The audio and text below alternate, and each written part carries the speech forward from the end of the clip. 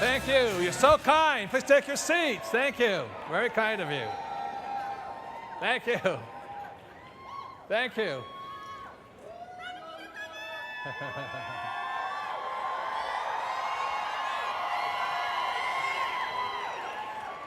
Thank you. May I see a show of hands? How many people have already read Rich Dad, Poor Dad? Thank you very much. Has anybody not yet read the book? Raise your hands, please. Good. There's still one or two of you out there. Some books are for sale. Still need some customers out there, so thank you very much. For those who have not read Rich Dad, Poor Dad, I'll give you a little bit of my background on this book and why I'm here. The story of Rich Dad, Poor Dad is a true story of my two fathers. My real father was the head of education for the state of Hawaii, very smart man. He graduated from university in less than 2 years. In his family, growing up, of 6 children, 3 were valedictorians, and he was one of them, straight A student.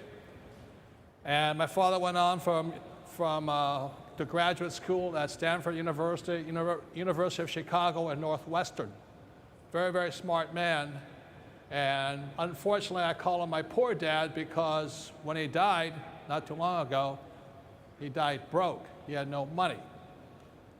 Then my rich dad was my best friend's father, and he was a man who had no education at all. Yet when he passed away again not too long ago, he was one of the richest men in the state of Hawaii.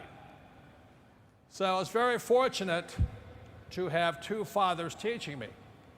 And for those of you who read the book, you may know that what my poor dad said and what my rich dad said were not the same things. You know, my poor dad always says, go to what? Get a work, save, buy a, get out of, invest in the stock market. And my rich dad says, you'll never get rich doing that. So as a little boy, I was 9 years old, and I just wanted to know, why were some people rich and why were some people poor? That was my only question I had, and I still ask that question. And what I've come to realize is the reason there's so much poverty in the world is our school systems are not doing their job. And I'll be talking about later on about going to school. And I know for some people, school is like going to church. It's a religion. But I can tell you one thing is that they do not teach about money at school, and that's why we have such a financial crisis on our hands. And so the reason I wrote Rich Dad, Poor Dad way back when was I could see this financial crisis coming. And I wrote in my book, Rich Dad's Prophecy, I don't know if you guys have it here, but I predicted the biggest market crash in history would come on 2016, plus or minus 3 years. And it looks like I'm on schedule. So right now I know jobs are coming back, the economy is getting stronger and all that, but I still hold to my prediction, 2016, plus or minus a few years. So that's why I'm glad you guys are here, because at least you're getting ahead of the curve. You know? So anyway, more of my story of my rich dad poor. The way my rich dad taught me, I would go to his office in a little town called Hilo, Hawaii, and we would just play. He would teach me about money, but he'd teach me to play the game of Monopoly. And we'd play the game of Monopoly for hours and hours. And I'd go home, and I'd go see my dad, and he says, what you been doing all day, my poor dad? I said, I've been playing Monopoly. He says, don't waste your time. Did you do your what? If you don't do your homework, you won't get good. And if you don't get good grades, you won't get a good. Must have had the same parents, huh? So anyway, then I go back to my rich dad. I said, why are we playing Monopoly? And he said, I'm glad you asked, because his son was my best friend. He says, what you're looking at is one of the best formulas for getting rich. And I went, what? Playing Monopoly? He says, yeah. He says, there's many formulas. His instruction to his son and I to me is you got to find your formula, your magic formula. So I said, okay, what's the formula of this game Monopoly? He says, it's real easy. 4 greenhouses, 1 red hotel. And I went, what? So here I am, 9 or 10 years old, going, 4 greenhouses, 1 red hotel. He goes, yeah, that's all there is. So then he took his son and me to look at his little greenhouses. They weren't green, but they were little houses. And he said, I'm just working my plan. I'm just working my plan. I'm an entrepreneur. He owned hotels, small hotels and restaurants. And he says, I own real estate. I said, okay. So I'm an entrepreneur and an investor. I said, good. So then 10 years later, I went to school in New York. I came home from school in New York. I was 19 years old, and my rich dad had his big red hotel, smack dab in the middle of Waikiki Beach. How many people have been to Waikiki? Good. Not a bad place. But if you ever look at the hotel called the Hyatt Regency, rich dad owned all that land under there, and he started with nothing. So when I'm 19 years old, I'm going, holy mackerel. So what they did was he basically tore down his hotel, sold the thing and all this, and that's where the Hyatt Hotel came up. But at that point, I knew I'd found my formula, my magic formula. So today, I'm an entrepreneur. I'm an entrepreneur in education. But I would never work for that school system, because the school system tells me what to teach, and they'll let me teach you about money. And that's not a mistake. Okay? It's not a mistake, because the way you control people is through education. If you guys know, many of you here are African Americans. Prior to the Civil War, it was illegal to teach and slave to read. That is the power of education. When I started reading the Bible and looking back then, way back in history, the Roman times, it was illegal to teach people to read, so they couldn't read the Bible. So education has always been the power of how you keep people controlled. So that's why when I formed the Rich Dad Company, I formed it outside the school system. I don't blame the school teachers, because they really don't know much better, like my poor dad. And I do go into schools occasionally, but I would much rather come and speak to people like you. So thank you for having me today here.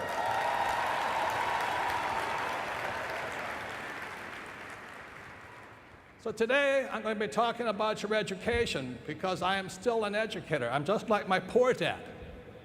My dad was a great teacher,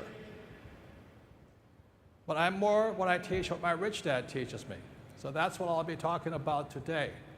A little bit more of my background is, it is ironic today that I am best known as an author. I'm not really an author. I'm a person who writes books because that's part of my business plan. You know, every great organization has always had a great book. The Bible, the Quran, and stuff like that. They always had great books. So that's why I started writing books. I also created the first thing I did was create the Cashflow board. How many people have played the Cashflow board game? Good, thank you. Please play it as many times as possible, because repetition is how you learn. One of the most stupid things about school, who knows what the most stupid things about school is that keeps people stupid and poor? They tell you not to make mistakes. How in the world do you learn if you don't make mistakes?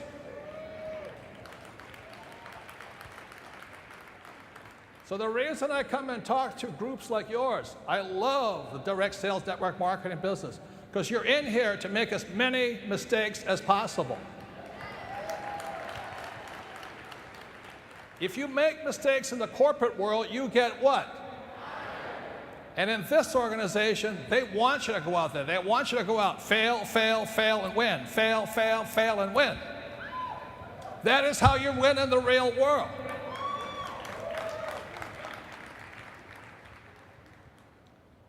Look, I was reading this article about Tiger Woods. It said when he was a kid, like 5 and 6 years old, he would go to the golf course and he'd practice, practice, practice. He'd be so tired he'd come home and pass out. Hard time doing it, still a good student. the thing was, the reason he is the greatest golfer in history is because he failed more than I have. If you want to succeed, you have to fail. And that's why most school teachers are not rich. They don't make mistakes. How in the world can you learn anything if you don't make mistakes? You ever watch a baby, learning how to walk? Boom. They fall down, they cry, and they get up, they wobble again, drooling, boom. What would happen to parents that, oh, you stupid kid, you can't walk? That's what schools do. So education is more important than before, but you got to understand how they teach you. And the reason I love 5 links is because they are encouraging you to make mistakes.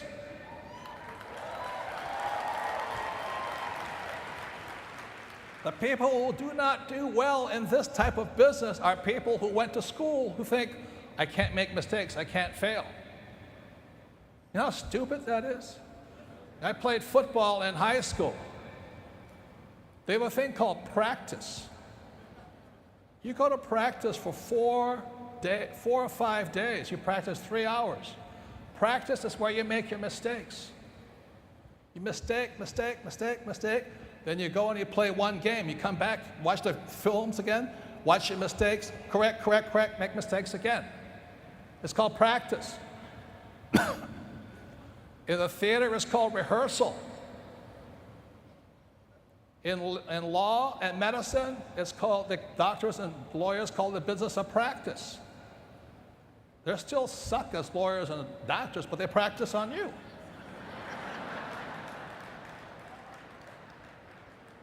So I'm here just to if you get one message from me today. The only reason I stand up here is because I had a rich dad who taught me how to fail, how to make mistakes, period.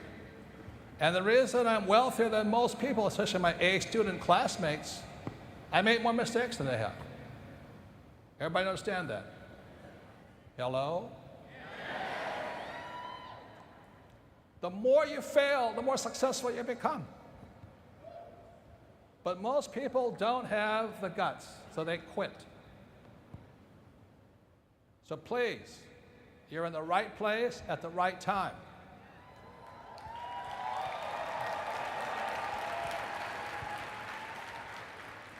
I encourage you to fail faster. Take more no's. Have more people say, no, I don't want to talk to you. Keep going. Keep going. That's how you win. So the last thing is about my background. I flunked out of high school twice because I can't write. Imagine that. And it's not that I can't write. The teacher didn't like what I was writing.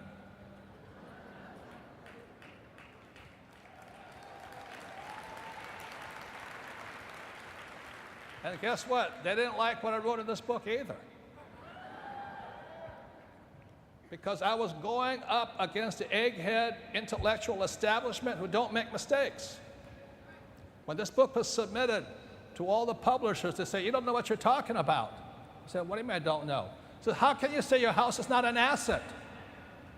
I said, because it isn't. No, you know what you're talking about. See, that's what happens if you go to school. You take this answer that the bankers give you. The bankers want you to believe your house is an asset.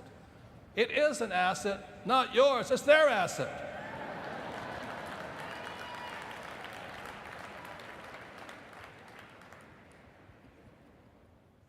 So they turned this book down and all this, and I said, look, I said to them back there when I was pitching the book, I said, there is going to be a real estate disaster of mega proportions.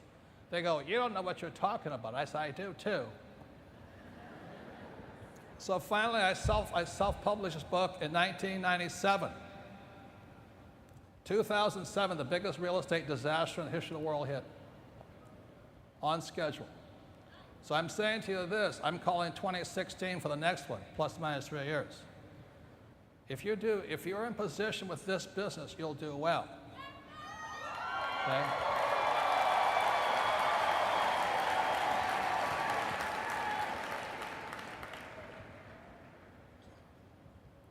If you're not in position, you can be like everybody else, stand up, bend over, and kiss your butt goodbye. You know what I mean?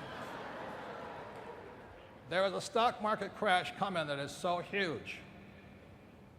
And that's why they don't find me on CNBC and those guys anymore, because I was calling it out. Wall Street Journal, Smart Money, Money Magazine come after me. So you can't say that. I said, screw you. I'll say what I want to say. My biggest question is this: why don't we have financial education in schools? That's the question. Because if you knew the game of money, you wouldn't go to school and get a job. Because guess who pays the highest taxes? Employees and lawyers. The A students. The C students don't pay that much in tax. So you guys are in the right position at the right time, so I'll be explaining all this. So the final thing is this: I did go to school. I did graduate. I got 2 congressional nominations, one to the United States Naval Academy, one to the United States Merchant Marine Academy. And although I was a C student, the reason they gave me those nominations is because I captained my football team. I didn't play football, they wouldn't let me in there. But anyway, I graduated from Kings Point, U.S. Merchant Marine Academy, New York, and my specialty was oil. And when I graduated in 1969, I got a job with Standard Oil of California just for a few months. And when I was in my first port of call, I sailed from San Francisco working with Standard Oil, and I sailed to Tahiti, Hawaii, and then to Alaska. And I was standing in Alaska before the pipeline came in. I was watching all this, and I said, holy mackerel. There's going to be an oil disaster coming. And it's still coming. So that's why you guys being in energy and all that, very smart move. But you got to watch the prices on the futures exchanges. But anyway, we're at a critical time, and that's why I teach, that's why I write, that's why I'm really grateful that Rich Dad Advisor Tom Wheelwright, he's my tax guy. I'm glad he was here teaching, because what we're looking for at the Rich Dad Company is people want to teach. People want to teach people think a different way than go to school and get a job. Job stands for just over broke.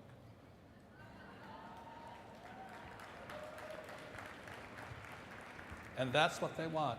And so the last thing about my education, the best schooling I ever got was when I graduated from Kings Point in 1969. I received my Bachelor of Science degree, which stands for BS. And I got a third mate's license. I can sail ships any place in the world. I was sailing, my specialty was tankers, oil. And the third was that I got a commission in the United States Navy.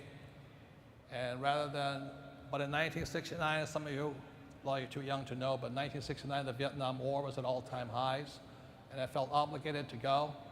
So although I had a very high-paying job, my classmates back in 1969, the starting pay was $110,000 a year, which is not much money today, but back then it was a lot of money. I started a little bit less because I was non-union. I refused to go union. So I got a job with Standard Oil, and I started at $48,000 a year. Again, was a lot of money back then, because most people only making about $3,000 a year. So to make about $50,000 a year was a lot of money, but I quit Standard Oil and I joined the Marine Corps, which proves I'm not that bright. And I went to flight school not too far from here in Pensacola, Florida. Spent 2 years there. It was the best education I ever had. You study in the morning, you fly in the afternoon. Study in the morning, fly in the afternoon. Flight school was show me that you know something. Don't answer questions. Show me you can fly.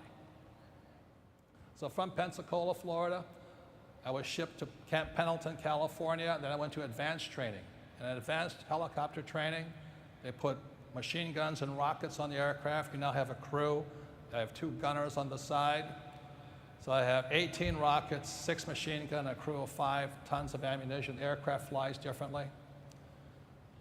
And with that, off to Vietnam in 1971. It was the best years of my life.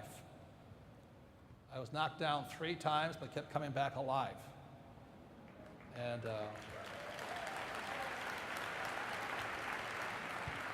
But there's a reason for that, and it's the Navy and Marine Corps, it's all military training.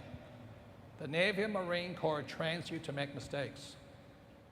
That's the difference. Stupid school will tell you not to make mistakes. Marine Corps says make mistakes. And what we would do is we'd fly, we'd kill our engine. Every day, flying, they'd kill our engines, pull it. So every day we're flying through emergency, emergency, emergency, emergency. And then one day, off the South China Sea, I lift off my aircraft carrier. I look down at my gauges, you know, flying around with this, and I can see something flickering. I said, oh my God. Here I am with rockets, machine gun, a crew of 5. I go, oh my God. It's called the NG gauge. It meant there was something wrong with my turbines. Son of a bitch, you know. So the sweat starts to come down. I don't know what to do because it hasn't died yet. And then there's a mission to go on, and suddenly, boom, the thing quits, you know. Beep, beep, beep. Lights come on and all this. Now, let me ask you this. What does a helicopter flying? Crew of 5, big men. Ammunition all over the place, rockets, machine guns, and all this. What does it fly like? A brick. The stomach comes up. All of a sudden, I'm looking down like this. And the natural tendency for anybody in that situation is to pull back, pull back. But the Marine Corps and Navy trains us so well. The moment that engine quit, we're trained by practice to push forward.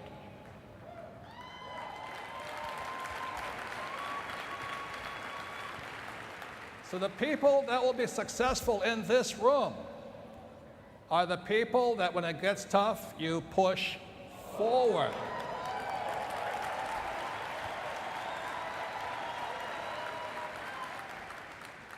So that first time, I had some warning. Beep, beep, beep. I went, holy God.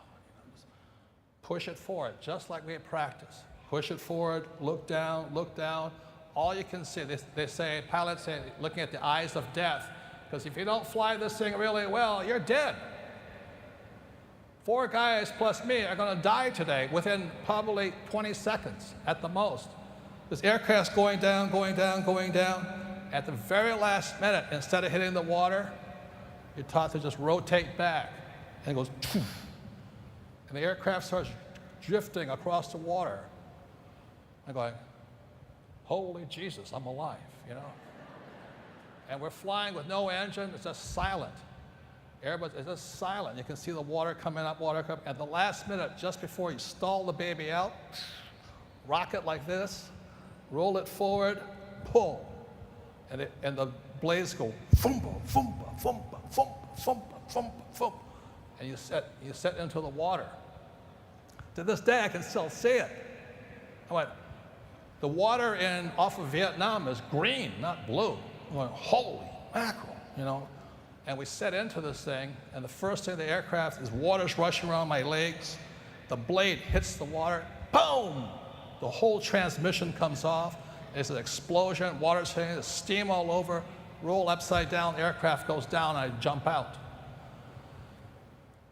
So I'm going, and we're floating, and it's in shock, you know.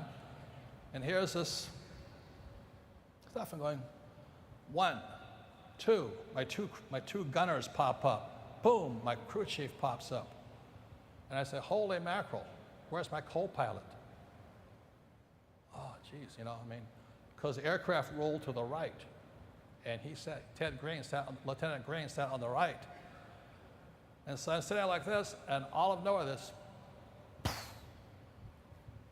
Ted Green comes popping up after about a minute.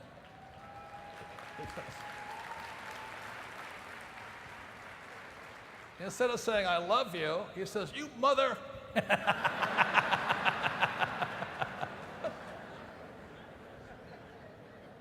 Says, you rolled the aircraft to the right, on my side. I said, no, I didn't do that. I said, the blade did it. He goes, no, you did it. So here we are, and so I'm hugging and kissing him and all this stuff, and he's screaming at me, you son of a bitch, you rolled it to the right. and we're still great friends today. But the lesson here is, ladies and gentlemen, when it gets tough and you want to pull back, push forward. What do? Push forward. What do? Push forward. That's how you succeed. Got it? So,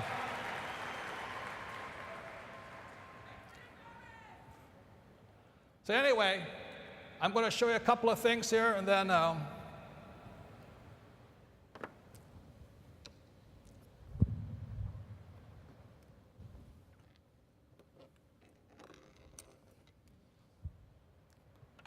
give a couple of diagrams what schools will never teach you. Is this. Those of you read Rich Dad, Poor Dad, and played the cash flow game. This is called a financial statement. This is income, expense,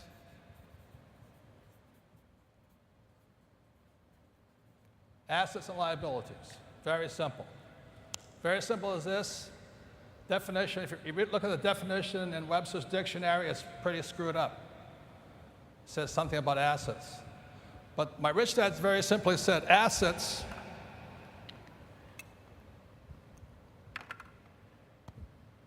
is an asset. It puts money in your pocket. So whether you work or not, an asset is putting money in your pocket. Okay? That's all it is. And very simply, a liability is taking money from your pocket. So when your banker says to you your house is an asset, they don't know what they're talking about, or they do. It's their asset, no, your asset, because every month you send that mortgage payment into the bank. I'm not against owning a house, but you must know between assets and liabilities. So today, when I go to my banker doesn't ask me for my report card. My banker has never asked me if I had good grades. My banker has never asked me, what school did you go to, Robert? What was your GPA? What my banker asked me for is my financial statement. Your financial statement is your report card when you grow up. But unfortunately, most people never grow up financially. What they ask you for is your FICO score. What a bunch of bull that is, man. That's for poor people. Your job, ladies and gentlemen, is to build the most powerful financial statement for yourself and your family. That's your job.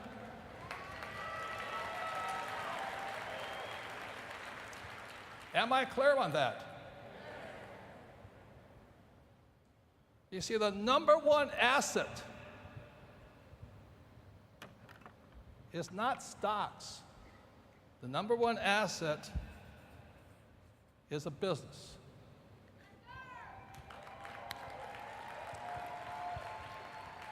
And your job every day, all night, is to build your business. That's all I do.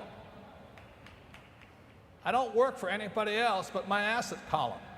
I build my business. I serve a lot of people. I'm a generous man, but I build my business. And the reason I say that is I'm very happy to be here today because I notice we have a lot of African American people. Is that correct? Yes. And we have people from Africa. Is that correct? And a lot of people from the Philippines. Is that correct? Love you guys, man. I was in Africa twice this year. I'm a nature lover. I'm a hunter. So I was in Botswana and South Africa. I go there all the time. 2 years ago, I was in Cameroon. Great country. And I love the Philippines. Beautiful women there. I mean, nice people there.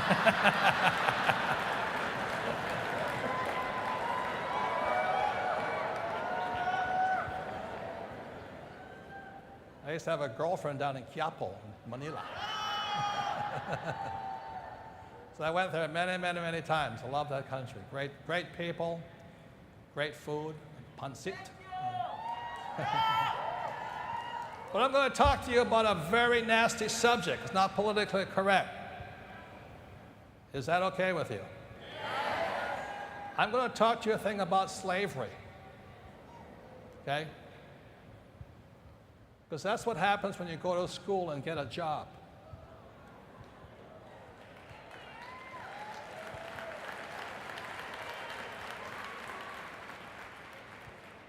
You become a slave to the rich.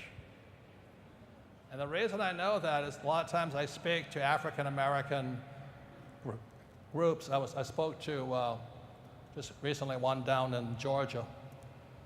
And I said, I want to thank the African Americans because if you had not come here first, then I would have come to this, my family would have come to this country as a slave.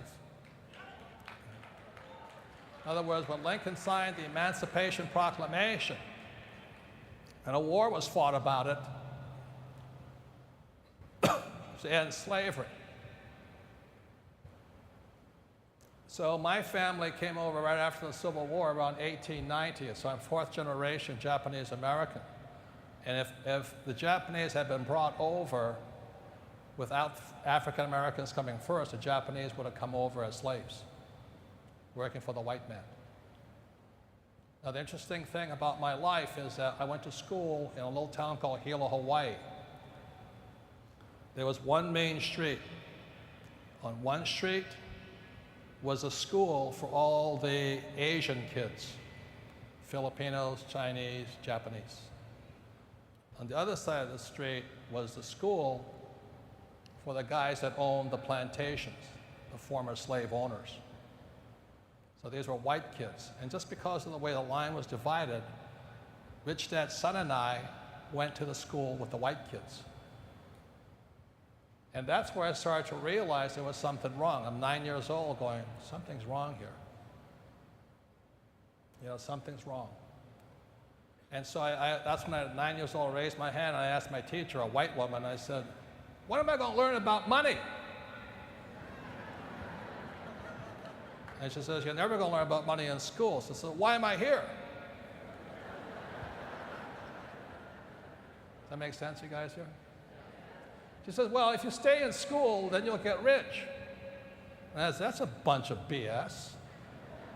You know how I knew it was BS? My whole family was school teachers. My father was a PhD. Most of my uncles had their master's degrees. Like I said, they're all valedictorians. They're all school teachers. And guess what? They're all broke. So when the teacher said to me, this white woman says, you're going to stay in school and get rich, I said, you're lying to me. And that's when I went to look for my rich dad. So that's kind of how I'm standing here today. When I was 9 years old, probably 60 years ago, I'm going, something's wrong. And then I started to figure it out. So I started talking to my grandfather. And I found out the plantation system because they brought him over there to Hawaii in the 1890s, 1880s. And the system was this. Instead of being slaves, they came over as indentured servants, paid slaves. So they come here, they get a job with the plantation. Let's say they pay them $1 a day, which was high pay. At the end of the month, they had nothing. That was the plan. And the reason they had nothing is when they put them on the plantation, they put them up in plantation housing. And they charged them for the house. And since it was so remote, they only had one store, was the company's store. So what would happen is my ancestors, the Japanese, would come in there, they'd work really hard, very, very good, hard-working people. And they get their $1 a day. But then when they went to collect, they didn't have checks in those, they had little envelopes they put money in. And they go back there and the envelope, there's nothing in it. Well, a couple of bucks after 28 days of work. And the reason was nothing there was because they took it out for the house and they took it out for the food, the store. And nothing has changed. The reason the middle class is going broke is it worked really hard. The money is already pulled out before they even get it.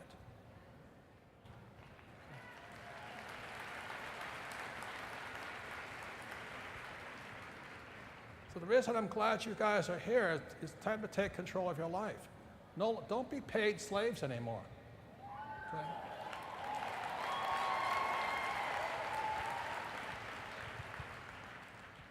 And like Lincoln, Emancipation Proclamation, your job is to set other slaves free.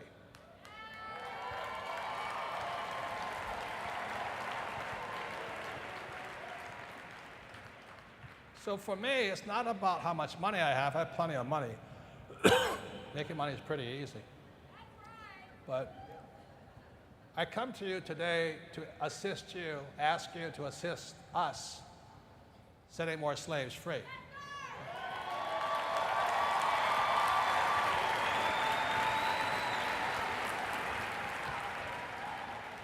Today they don't work for people don't work for plantations, they work for corporations.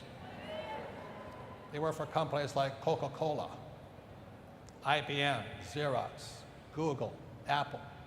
Nothing wrong with that, but you're still a paid slave.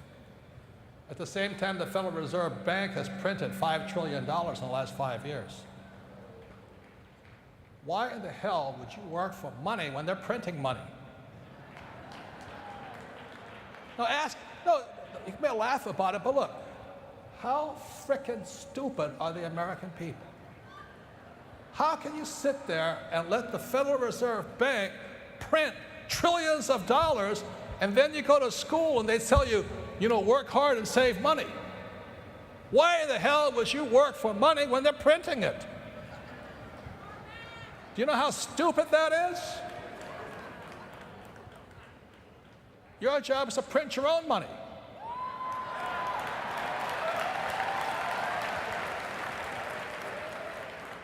So that's all Rich Dad taught me. When I was a young boy, 9 or 10 years old, he says, learn to print your own money, then the white guy will work for you.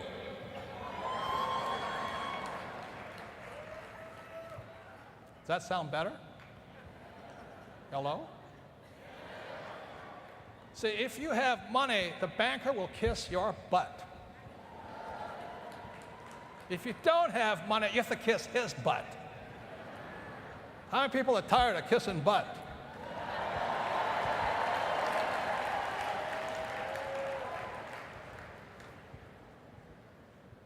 So my Rich Dad advisor, Tom Wheelwright, was here yesterday teaching the game. How did Tom do? You guys, you haven't played the Cashflow game, play it. It'll change your life. Don't just play it once like some of these frickin' losers. Oh, I played it once. I play it every day of my life. It is the game. The name of the game, this is how the rich play the game, if you want to know. This is how you print your own money. You build your business here. That's what you're here for. Every day, you build your business. Once you build your business, at that point, and the cash is flowing, what most morons do is they go and buy a big house. Nothing wrong with a big house. I have a big house. But the next step in the line in the chain of money is you got to put that money into real estate. And not a house. I buy apartment houses. Why do I like apartment houses? Because the bankers like apartment houses. When I just went to a banker the other day, we have to raise $34 million. Bankers love it. When my partner and I, we go from here to here, we have a business. When I go to a bank with a $34 million problem, they talk to me. Why? Because bankers have to lend money. They don't like savers. They like debtors. So when I sit and talk to a bank and I say there are 6 apartment houses in Texas, And you sit there with his bankers and say, I got 6 apartment houses and made $34 million. They like you. They kiss your butt.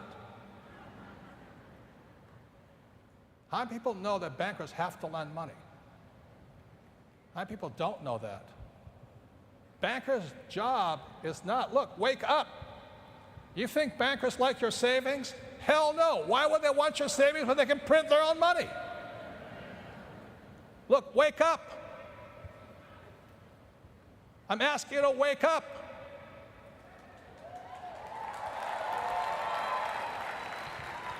You know why they give you miles for using your credit card? Because they gotta lend money. They don't give you miles for saving. But your teacher says, oh, you gotta save money. Frickin' losers, man, I tell you.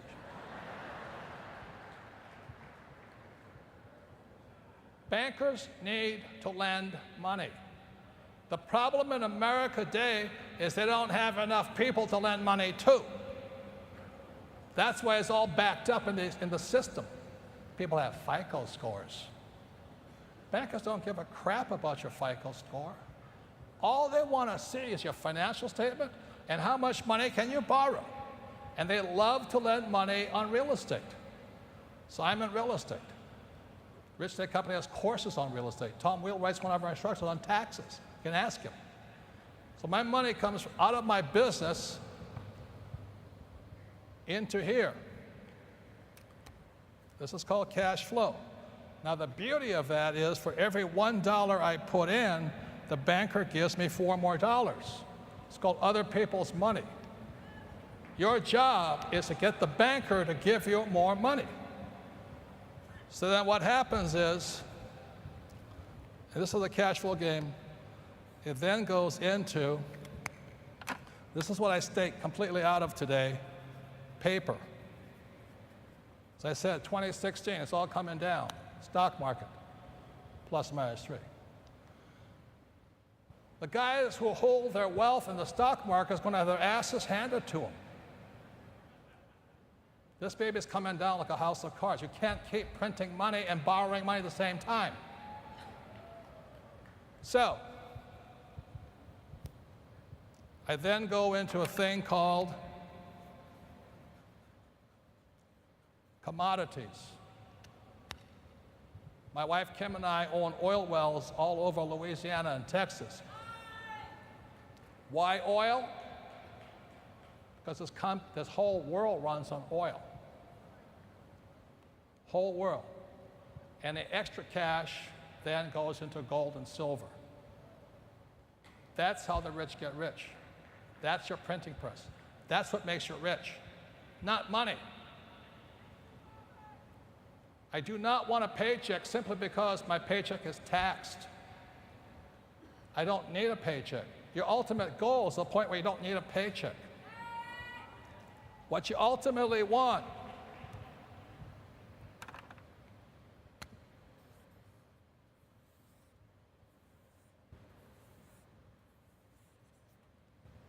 that's what the rich do. And the government gives us tax incentives to do it.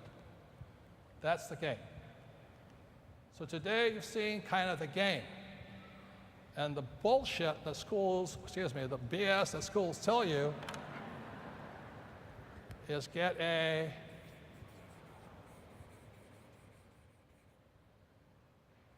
and work for these guys and pay lots of tax.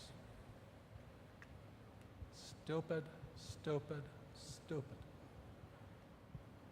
So all of you are in the right place at the right time. Okay?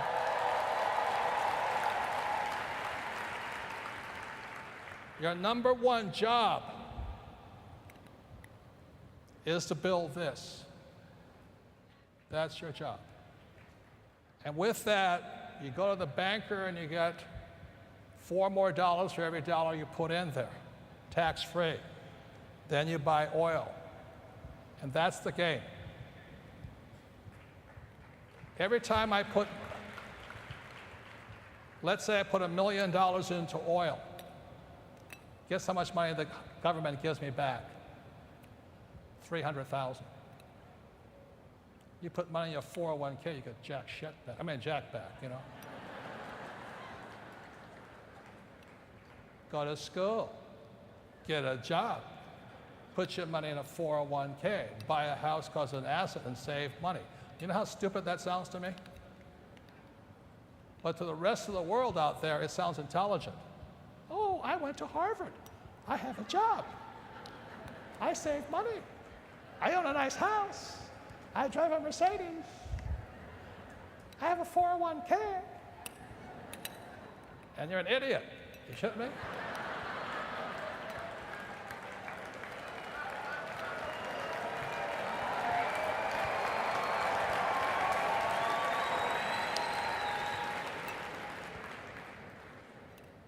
So every so often, I was invited to Columbia University to do a talk, and again, I was asked to leave graciously. No, that's really true.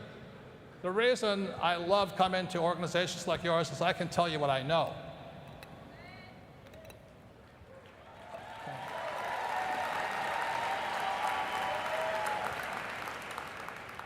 Am I making sense here?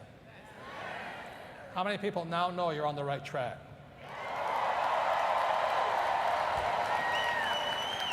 So, there's one thing else. I was a very bad student in school because I like to talk. And in school, if you talk, you're punished. I also like to talk during test time, but that's called cheating. So what I'm going to do, I'm going to give you about 1 minute. You're going to talk to the person sitting next to you, your business plan. See, you don't have to know anything I've said to you. Just kind of lock it in your brain. We're going to build the business. We're going to put it in real estate. Why? Not because you love real estate, but because the bank and the tax department loves real estate. Where else is someone going to give you $4 to make you rich? They're not going to give you that much money to buy a car. They're going to give you $4 to buy it. It's going to make you rich. And on top of that, you don't pay tax on that money. My wife and I make millions of dollars, but we don't pay tax. Why? Because as Tom Wheelwright, my guy who wrote Tax-Free Wealth, talks about, is the government wants you to do that. I'm a generous man. I provide housing. My wife and I have about 6,000 apartment units across the Southwest. If we didn't do our job, the government would have to do it and provide housing. If you've ever seen government housing, it sucks. I'm a capitalist, not a socialist or a communist. I went to Vietnam to kill those bastards. Are you shouldn't me?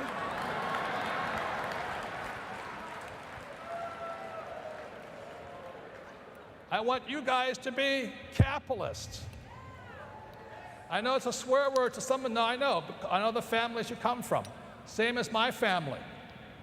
In my family, being a capitalist meant I was a greedy crook.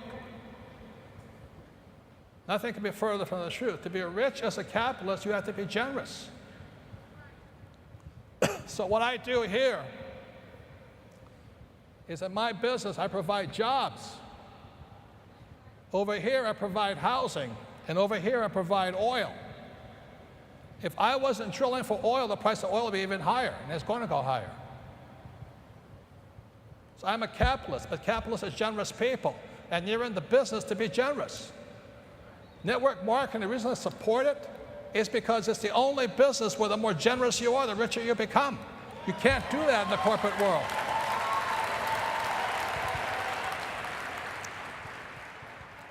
So to me, this is a business plan. It's my business plan. I'm not saying you have to do my business plan. I'm saying you better have a business plan. And my business plan must include debt and taxes. Because if you're not using debt, it's stupid because they're printing money. Why would you save money when they're printing it?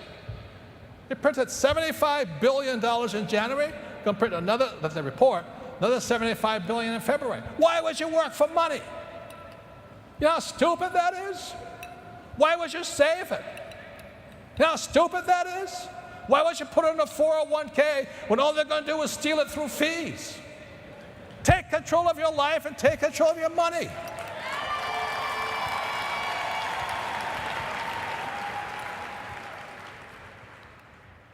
So, as I said, guys, in the right place at the right time in history. You couldn't be in a better place. You have a lot of other people you can serve, your fellow human beings. You will only get rich if you support other people getting rich. That's why I come here.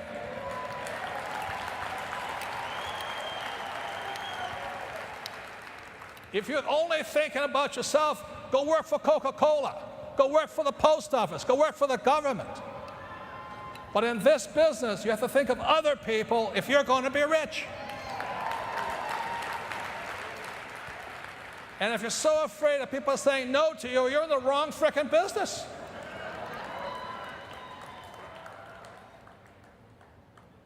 Fail faster. You'll get richer. And the people who are not failing will get poorer. That's what's going to happen. So like I said, you got to have a plan, a bigger plan. So when I had no money, I had my plan. And my plan was to build a business. I was a little kid. I'm going to be an entrepreneur. I'm going to buy real estate, and I'm going to be an oil man. So that's why when I went to school in New York, my business was oil. I drove oil tankers for Standard Oil, just to know the business. Oil affects everything. Oil provides fertilizer, fertilizer provides food. If there were no oil wells, food prices would go through the roof. So that's why I look like some people say I'm a rich, greedy capitalist. They get further from the truth. I'm here to support society. That's why I come out here. I'm asking you to be generous people.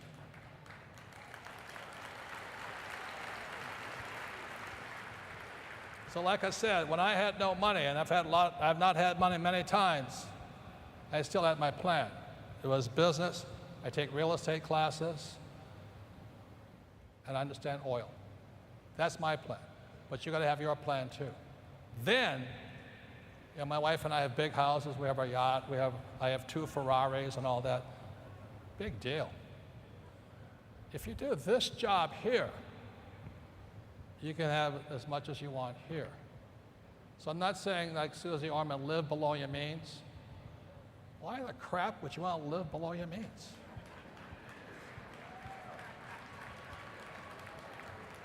How many people don't want to live below your means? I understand you have silver Bentleys. Love that car. I had a 1999 Azure. I love that car. But I have 2 Ferraris today, so anyway. My business plan was to be a rich man, but not be a stupid man. I could have bought the Bentleys and Ferraris as a liability, but my Bentleys and Ferraris are exactly the way you guys are compensated. They're rewards for doing a good job.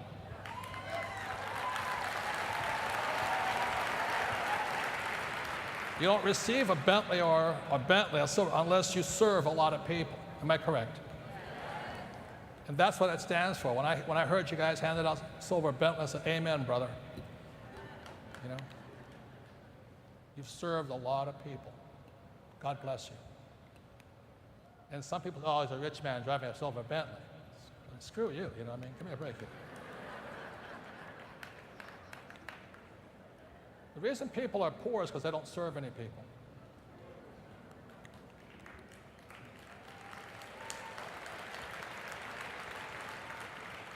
And guess what?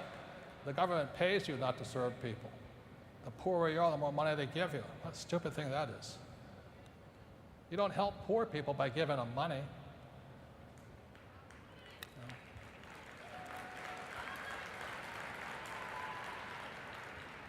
You know, as I said, I don't know if it's in the Bible, but it said, give a man a fish, you feed him for a day. Teach a man to fish, you feed him for life. Your job is here to teach people to fish. You have the perfect plan to teach them to fish. But they have to be patient. It doesn't happen overnight. So you got to have a plan. As you're sitting out there today, I know some of you have nothing. I've been there too. But you got to have a plan. And if your plan is, I'm going to build a business and then buy a big house, you'll be broke. That's what all the other idiots do. You got to take the plan further. So like I said, you'll have a minute. When I had no money, all I had was a plan. When I left the Marine Corps, my plan was I'm going to start a business, invest in real estate, and I'm going to go back to oil. That's where I started. So I'll give you 1 minute. Find somebody to sit next to and talk about what's my plan, what's my vision. 1 minute. Ready, go.